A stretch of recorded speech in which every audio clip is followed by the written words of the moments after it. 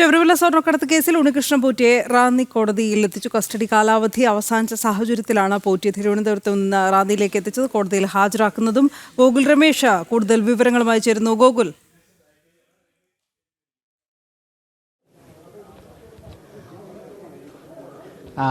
അല്പസമയം മുമ്പാണ് പ്രത്യേക അന്വേഷണ സംഘം ഉണ്ണികൃഷ്ണൻ പോറ്റിയുമായിട്ട് റാന്നി 1-ാം ക്ലാസ് മജിസ്ട്രേറ്റ് കോടതിയിലെത്തിയത്. നിലവിൽ ഉണ്ണികൃഷ്ണൻ പോറ്റിയുടെ കസ്റ്റഡി കാലാവധി, അതായത് സ്പെഷ്യൽ ഇൻവെസ്റ്റിഗേഷൻ ടീമിന്റെ കസ്റ്റഡിയിലുള്ള കാലാവധി ഇന്നുകൊണ്ട് അവസാനിക്കുകയാണ്. ആ സാഹചര്യത്തിലാണ് പോറ്റിയെ ഇപ്പോൾ റാന്നി കോടതിയിൽ ഹാജരാക്കിയിരിക്കുന്നത്. നിലവിൽ എന്തായാലും ഇനി തുടർന്നുള്ള ദിവസങ്ങളിൽ തൊട്ടടുത്ത ദിവസങ്ങളിലേക്ക് കസ്റ്റഡിയിൽ ആവശ്യപ്പെട്ടേക്കില്ല എന്നുള്ള വിവരങ്ങൾ കൂടിയാണ് ഇതിനോടനുബന്ധമായിട്ട് പുറത്തു വരുന്നത്. ഒരുപക്ഷെ അങ്ങനെയാണെങ്കിൽ റിമാൻഡിലേക്ക് പോകും പോറ്റി. അതിനുശേഷം പിന്നീട് ഒരു ദിവസം ഏതാനും ദിവസങ്ങൾ കൂടി കഴിഞ്ഞതിന് ശേഷം വീണ്ടും പോറ്റിയെ കസ്റ്റഡിയിൽ വാങ്ങി തുടരന്വേഷണം നടത്തുന്നതിന് വേണ്ടിയിട്ടുള്ള തീരുമാനങ്ങളാണ് അന്വേഷണ സംഘം കൈക്കൊണ്ടിരിക്കുന്നത് എന്നുള്ള വിവരങ്ങളാണ് ഇപ്പോൾ ലഭ്യമാകുന്നത്. എന്തായാലും ഈ അല്ലെങ്കിൽ SIT അന്വേഷണം ഏറ്റെടുത്തതിന് ശേഷം ഏകദേശം 6-ാം ദിവസമാണ് ഉണ്ണികൃഷ്ണൻ പോറ്റിയുടെ അറസ്റ്റ് നടപടികളിലേക്ക് അന്വേഷണ സംഘം കടന്നത്. അതിനുശേഷം അറസ്റ്റ് രേഖപ്പെടുത്തി അന്ന് വൈകിട്ട് തന്നെ അല്ലെങ്കിൽ അന്ന് തന്നെ കോടതിയിൽ ഹാജരാക്കിയ വേളയിൽ പരമാവധി ദിവസം കസ്റ്റഡിയിൽ ആവശ്യപ്പെട്ടുകൊണ്ട് അന്വേഷണ സംഘം ആദ്യഘട്ടത്തിൽ കസ്റ്റഡി അപേക്ഷ നൽകി. അന്വേഷണ സംഘത്തിന്റെ ആ ഒരു ആവശ്യത്തോട് കോടതി അനുഭാവപൂർവ്വമായിട്ടുള്ള നിലപാട് സ്വീകരിക്കുകയായിരുന്നു. അതായത് 14 ദിവസം ഉണ്ണികൃഷ്ണൻ പോറ്റിയെ അന്വേഷണ സംഘത്തിന്റെ കസ്റ്റഡിയിൽ വിട്ടു നൽകുകയായിരുന്നു. അതിനുശേഷം വിശദമായിട്ടുള്ള ചോദ്യം ചെയ്യൽ നടപടികളും തെളിവെടുപ്പ് നടപടികളും അടക്കം അന്വേഷണ സംഘം പൂർത്തീകരിച്ചിട്ടുണ്ട്. പോറ്റിയുമായിട്ട് ഹൈദരാബാദിലും അതോടൊപ്പം തന്നെ ചെന്നൈയിലും ബംഗളൂരുവിലും അടക്കം പോയി തെളിവെടുപ്പ് നടപടികളൊക്കെ പൂർത്തീകരിക്കുകയും ചെയ്തിട്ടുണ്ട്. ഒപ്പം ദിവസങ്ങൾ നീണ്ട ചോദ്യം ചെയ്യലിൽ നിന്നും നിർണായകമായിട്ടുള്ള വിവരങ്ങൾ അന്വേഷണ സംഘത്തിന് പോറ്റിയിൽ നിന്നടക്കം ലഭ്യമായിട്ടുണ്ട് എന്നുള്ള വിവരങ്ങൾ കൂടി പുറത്തു വരുന്നുണ്ട്. അതേസമയം തന്നെ ഈ അന്വേഷണ സംഘത്തെ തെറ്റിദ്ധരിപ്പിക്കുന്ന രീതിയിലുള്ള ചില മൊഴികൾ കൂടി ഉണ്ണികൃഷ്ണൻ പോറ്റിയുടെ ഭാഗത്തു നിന്ന് ഉണ്ടായതായിട്ടുള്ള വിവരങ്ങൾ കൂടി പുറത്തു വരുന്നുണ്ട്. എന്തായാലും വിശദമായിട്ടുള്ള ചോദ്യം ചെയ്യൽ നടപടികൾ തന്നെ ഈ ദിവസങ്ങളിലൊക്കെ തന്നെ നടക്കുകയും ചെയ്തിട്ടുണ്ട്. പ്രത്യേകിച്ച് ഗോവർദ്ധൻ അടക്കമുള്ള ആളുകളിലേക്ക് പോറ്റിയുടെ മൊഴികളിൽ നിന്ന് തന്നെയാണ് അന്വേഷണ സംഘത്തിന് എത്തുവാനായിട്ട് സാധിച്ചത്. ഒപ്പം ശബരിമലയിൽ നിന്നും കവർച്ച ചെയ്യപ്പെട്ടു എന്ന് കരുതുന്ന സ്വർണം അത് കർണാടകയിലെ ബെല്ലാരിയിൽ നിന്നും ഈ ദിവസങ്ങളിൽ അന്വേഷണ സംഘത്തിന് കണ്ടെത്താനായിട്ട് സാധിച്ചിട്ടുണ്ടായിരുന്നു. ആ സ്വർണം നിലവിൽ റാന്നി കോടതിയിൽ കഴിഞ്ഞ ദിവസം അന്വേഷണ സംഘം ഹാജരാക്കുകയും ഒക്കെ തന്നെ ചെയ്ത നടപടികളും പൂർത്തീകരിച്ചിട്ടുണ്ടായിരുന്നു. അങ്ങനെ എന്തായാലും തെളിവെടുപ്പ് നടപടികൾ ഏറെക്കുറെ പൂർത്തിയായി. നേരത്തെ ശബരിമലയിൽ എത്തിച്ചുകൊണ്ടുകൂടി ഉണ്ണികൃഷ്ണൻ പോറ്റിയെ തെളിവെടുപ്പ് നടത്തുമെന്ന് അറിയിച്ചിരുന്നെങ്കിലും എന്തായാലും ഈ ഘട്ടത്തിൽ ഇതുവരെ ആ രീതിയിൽ നടപടി ഉണ്ടായില്ല. ശബരിമലയിലേക്ക് പോറ്റിയെ എത്തിച്ചിട്ടില്ല.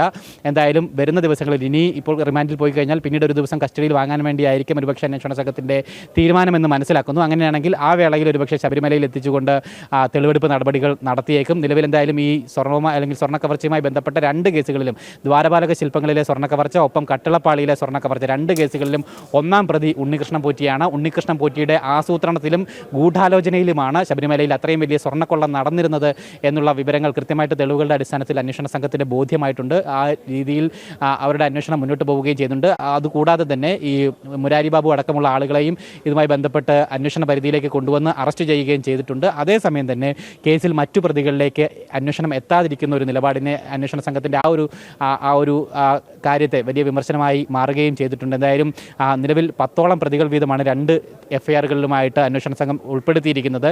2019 ദേവസ്വം ബോർഡ് പ്രസിഡന്റ് അടക്കമുള്ള ദേവസ്വം അധികൃതരും ഇതിൽ പ്രതിസ്ഥാനത്ത് നിൽക്കുന്ന ആളുകളാണ്. എന്തായാലും അവരിലേക്കൊന്നും തന്നെ ഈ ഘട്ടത്തിലും ഇതുവരെയും അന്വേഷണം എത്താൻ സാധിക്കാത്തത് അല്ലെങ്കിൽ ആ രീതിയിൽ അന്വേഷണം വൈകുന്നത് വലിയ വിമർശനങ്ങൾക്ക് കാരണമാവുകയും ചെയ്തിട്ടുണ്ട്. എന്തായാലും ഹൈക്കോടതി ദേവസ്വം ബെഞ്ചിന്റെ നിരീക്ഷണത്തിന്റെ അടിസ്ഥാനത്തിൽ 2019 മുതലുള്ള ദേവസ്വം അധികൃതരുടെ ഇടപെടലുകൾ കൂടി പരിശോധിക്കാനായിട്ട് അന്വേഷണ സംഘം എന്തായാലും നിർബന്ധിതമായിട്ടുണ്ട്. പ്രത്യേകിച്ച് 2019 Devaswom board president A. Padmakumar അടക്കമുള്ള ആളുകളുടെ ഇതുമായി ബന്ധപ്പെട്ട പങ്ക്, ഈ സ്വർണ്ണ കവർച്ചയുമായി ബന്ധപ്പെട്ട പങ്ക് കൃത്യമായിട്ട് അന്വേഷിക്കണം. ആവശ്യമെങ്കിൽ അല്ലെങ്കിൽ അവരുടെ പങ്ക് കൃത്യമായിട്ട് ബോധ്യമാവുകയാണെങ്കിൽ അറസ്റ്റ് അടക്കമുള്ള നടപടികളിലേക്ക് കടക്കണമെന്നുള്ളൊരു നിർദ്ദേശവും കോടതിയുടെ ഭാഗത്തു നിന്നും അന്വേഷണ സംഘത്തിന് ലഭ്യമായിട്ടുണ്ട്. അങ്ങനെയാണെങ്കിൽ വരുന്ന ദിവസങ്ങൾ ഒരുപക്ഷെ അത്തരത്തിലുള്ള ആളുകളിലേക്ക് ദേവസ്വം ബോർഡ് പ്രസിഡന്റുമാരുൾപ്പെടെയുള്ള ആളുകളിലേക്ക് കൂടി അന്വേഷണം നീളുമെന്നുള്ള വിവരങ്ങൾ കൂടി ഇതിനോടനുബന്ധമായിട്ട് ലഭ്യമാകുന്നുണ്ട്. എന്തായാലും ഉണ്ണികൃഷ്ണൻ പോറ്റിയുടെ കസ്റ്റഡി കാലാവധി എന്തായാലും ഇന്ന് പൂർത്തിയാകുന്നു. റിമാൻഡിലേക്ക് ഒരുപക്ഷെ പോയേക്കാം. മുരാരി ബാബുവിനെ നാളെ വീണ്ടും ഹാജരാക്കുന്നുണ്ട്. കഴിഞ്ഞ ദിവസം കസ്റ്റഡിയിൽ ആവശ്യപ്പെട്ട് കസ്റ്റഡിയിൽ വിട്ടുകിട്ടുകയും ചെയ്തിട്ടുണ്ടായിരുന്നു. മുരാരി ബാബുവിൻ്റെ കസ്റ്റഡി കാലാവധി നാളെ അവസാനിക്കുകയാണ്. മുരാരി ബാബുവിനെ നാളെ റാന്നി കോടതിയിൽ ഹാജരാക്കും. എന്തായാലും ബാക്കി തുടർ പ്രതികളിലേക്ക് കൂടി അല്ലെങ്കിൽ മറ്റുള്ള പ്രതികളിലേക്ക് കൂടി അന്വേഷണം നീളുക എന്നുള്ളതാണ് ഈ ഘട്ടത്തിൽ ഏറ്റവും അനിവാര്യമായിട്ടുള്ളത്. എന്തായാലും ഈ 2 പ്രതികളെയും ഒന്നിച്ചിരുത്തി ചോദ്യം ചെയ്യലും ഒക്കെ തന്നെ പൂർത്തീകരിച്ചിട്ടുണ്ടായിരുന്നു. 2 പേരെയും ഇനി സന്നിധാനത്ത് എത്തിച്ചുകൊണ്ട് തെളിവെടുപ്പ് നടപടികൾ കൂടി നടത്തേണ്ടതുണ്ട്. അതൊരുപക്ഷെ അടുത്ത ഘട്ടത്തിലേക്കായിരിക്കും. എന്തായാലും ഹൈക്കോടതി അനുവദിച്ചിട്ടുള്ള അന്വേഷണ സംഘത്തിന് അനുവദിച്ചിട്ടുള്ള സമയം കൂടി അവസാനിച്ചുകൊണ്ടിരിക്കുന്ന ഒരു കാര്യം കൂടിയിട്ടുണ്ട്. 6 ആഴ്ച സമയമായിരുന്നു ഹൈക്കോടതി അനുവദിച്ചിരുന്നത്. അതിലെന്തായാലും 3 ആഴ്ച പൂർത്തിയാവുകയാണ്. ഇനി ശേഷിക്കുന്ന ദിവസങ്ങളിൽ ദിവസങ്ങളിൽ ബാക്കിയുള്ള അന്വേഷണം കൂടി കൃത്യമായിട്ട് പൂർത്തീകരിച്ചുകൊണ്ട് അന്തിമ റിപ്പോർട്ട് ഹൈക്കോടതിക്ക് മുൻപാകെ സമർപ്പിക്കേണ്ടതുണ്ട് അന്വേഷണ സംഘത്തിന്. എന്തായാലും വളരെ നിർണായകമായിട്ടുള്ള വിവരങ്ങൾ ഇതിനോടൊപ്പം ലഭ്യമായിട്ടുണ്ട് എന്ന് കരുതുന്നെങ്കിൽ കൂടിയിട്ടും ഈ മറ്റു പ്രതികളുടെ ഇൻവോൾവ്മെൻറ്റ് അല്ലെങ്കിൽ അവരുടെ പങ്കിനെ പറ്റി അന്വേഷണ വിധേയമായി മാറാത്തൊരു സാഹചര്യം അത് വിമർശനങ്ങൾക്ക് കൂടി കാരണമാകുന്നുണ്ടെന്നാണ് ഈ ഘട്ടത്തിൽ പറയാൻ സാധിക്കുന്നത്. അനു, തീർച്ചയായിട്ടും. അത് മാത്രമല്ല, ഗൂഗിൾ ഈ ദേവസ്വം ബോർഡ് പ്രസിഡന്റുമാരെ കേന്ദ്രീകരിച്ചുള്ള അന്വേഷണം അത് എത്രത്തോളം ഫലപ്രദമായി ഇപ്പോഴത്തെ നിലവിലുള്ള പ്രത്യേക അന്വേഷണ സംഘം നടത്തുന്നുണ്ട് എന്നതും ഒരു വലിയ ചോദ്യം തന്നെയല്ലേ. ഈ ദേവസ്വം ഉന്നത ഉദ്യോഗസ്ഥരെ കൊടുക്കാനാണെങ്കിൽ അല്ലെങ്കിൽ അവർക്കുള്ള പങ്ക് തെളിയിക്കാനായി ശക്തമായ തെളിവുകൾ ആവശ്യമാണ്. ഇതെല്ലാം അന്വേഷണ സംഘത്തിന് ലഭ്യമായിട്ടുണ്ടോ? അങ്ങനെ കരുതാനാകുമോ?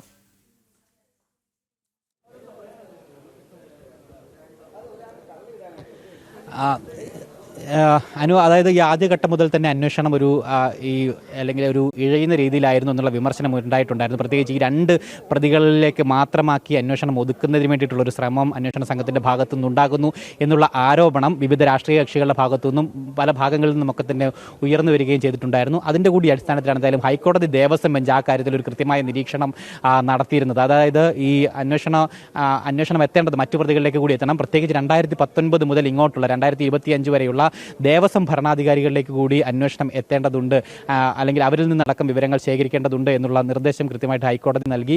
അതിൻ്റെ അടിസ്ഥാനത്തിലാണ് എ പത്മകുമാർ മുതൽ ഇങ്ങോട്ട് പി പ്രശാന്ത് വരെയുള്ളവരുടെ പങ്ക് കൂടി അന്വേഷിക്കാനായിട്ട് അന്വേഷണ സംഘം നിർബന്ധിതരായിരിക്കുന്നത്. എന്തായാലും ഇതുമായി ബന്ധപ്പെട്ട് ഈ ഘട്ടത്തിൽ പ്രാഥമികമായിട്ട് അന്വേഷണം ആരംഭിച്ചുവെന്ന് പറയുമ്പോൾ പോലും അവരിലേക്ക് കൃത്യമായിട്ടുള്ള രീതിയിൽ അന്വേഷണം എത്തുമോ എന്നുള്ള കാര്യം സംശയമാണ്. ഇനി എ പത്മകുമാർ ഉൾപ്പെടെയുള്ള ആളുകളെ ആവശ്യമെങ്കിൽ അന്വേഷണ സംഘത്തിന് നോട്ടീസ് അയച്ച് വിളിച്ചു വരുത്തി ചോദ്യം ചെയ്യൽ നടപടികളടക്കം നടത്താനായിട്ട് സാധിക്കും. എന്തായാലും വരുന്ന ദിവസങ്ങളിൽ അത്തരത്തിലുള്ള നടപടികൾ അന്വേഷണ സംഘത്തിൻ്റെ ഭാഗത്തു നിന്ന് ഉണ്ടാകുമോ എന്നുള്ള കാര്യം മാത്രമാണ് ഇനി നോക്കിക്കാണേണ്ടത്. 2019 ഈ സ്വർണ്ണ കൊള്ള അവിടെ നടന്നിട്ടുള്ളത്. അത് കൃത്യമായിട്ട് ആസൂത്രണം ചെയ്ത ഗൂഢാലോചനയുടെ ഭാഗമായിട്ട് നടന്നിട്ടുള്ള ഒരു സ്വർണ്ണ കവർച്ച തന്നെയാണ്, സ്വർണ്ണ കൊള്ള തന്നെയാണ്. അത് മറയ്ക്കുവാൻ വേണ്ടിയിട്ടുള്ള ശ്രമം 2025 നടന്നു. അതുകൊണ്ട് തന്നെയാണ് ഈ 2019 2025 ദേവസ്വം ഭരണാധികാരികളുടെ പങ്ക് കൂടി അന്വേഷിക്കണമെന്നുള്ള കാര്യം ഹൈക്കോടതി നിർദ്ദേശിക്കുകയും ചെയ്തിരിക്കുന്നത്. എന്തായാലും ആ രീതിയിൽ അന്വേഷണം മുന്നോട്ട് പോകുമോ എന്നുള്ള കാര്യമാണ് ഇവിടെ ചോദ്യമായിട്ട് നിലനിൽക്കുന്നത്. എന്തായാലും വരുന്ന ദിവസങ്ങൾ ആ കാര്യത്തിൽ നിർണായകമാകും. അന്വേഷണ സംഘം അങ്ങനെ ഒരു നിലപാട് സ്വീകരിക്കുമോ? അങ്ങനെ സ്വീകരിച്ചില്ലെങ്കിൽ അതൊരു പക്ഷേ ഹൈക്കോടതി നിർദ്ദേശമായതുകൊണ്ട് തന്നെ അതൊരു ഹൈക്കോടതിയുടെ ആ ഒരു നിർദ്ദേശത്തെ ലംഘിക്കുന്ന നടപടി അന്വേഷണ സംഘത്തിന്റെ ഭാഗത്തു നിന്നുണ്ടാകുമോ എന്നുള്ള കാര്യമൊക്കെയാണ് ഇനി നോക്കിക്കാണേണ്ടത്. എന്തായാലും ആദ്യഘട്ടത്തിൽ ഇത്തരത്തിൽ വലിയ വിമർശനങ്ങൾ ഉയർന്നിട്ടുണ്ടായിരുന്നു. എന്തായാലും മറ്റു പ്രതികളിലേക്ക് കൂടി ഈ ഘട്ടത്തിൽ ഇതുവരെ അന്വേഷണം എത്തിയിട്ടില്ല. വരുന്ന ദിവസങ്ങളിൽ എങ്ങനെയാകുമെന്നാണ് കണ്ടറിയേണ്ടത്. ശരി ഗൂഗിൾ.